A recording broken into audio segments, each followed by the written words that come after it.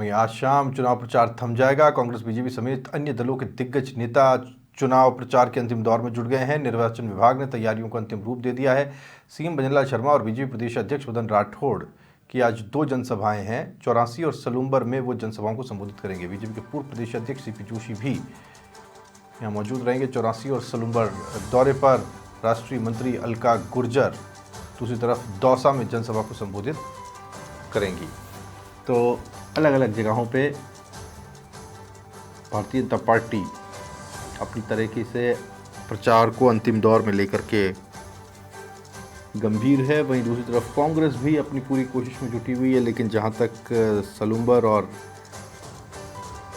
84 का ताल्लुक है, वहां बीजेपी और बीएपी की सीधी टक्कर दिखाई दे रही है। और कांग्रेस का मैदान में होना बीजेपी के लिए एक होप लेकर के आया 84 में। बाकी जगहों पर लगातार प्रचार होता रहा है। सीएम भजन लाल शर्मा खुद लगातार 4 दिनों से, आज का दिन अगर मिला लेते हैं तो इन 7 विधानसभा सीटों पर एक के बाद एक प्रचार करते हुए दिखाई दिए।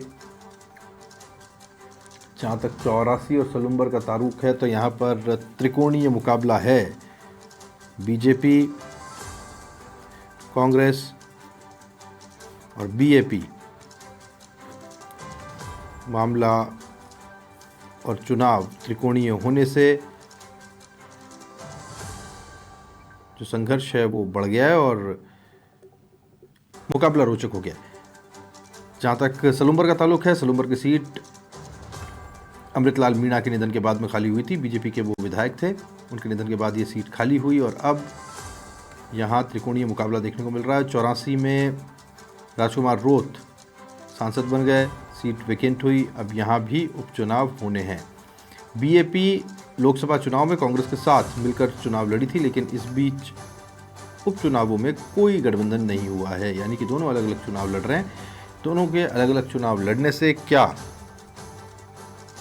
भारतीय जनता पार्टी को फायदा होगा, ये एक सियासी गणित है जो समझने की ज़रूरत है। भारतीय जनता पार्टी चाहती है कि वोटों का समीकरण कुछ इस तरीके से बैठे कि जो जनरल कैटेगरी है और जो ओबीसी है और जो एससी कैटेगरी है, इस क्षेत्र में उनके वोट्स सीधे बीजेपी को पड़े और साथ ही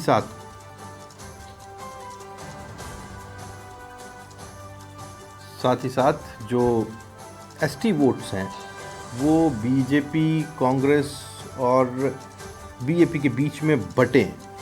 वो एक ऐसा समीकरण पैदा करता है जहां से बीजेपी को फायदा होता दिखाई देता है।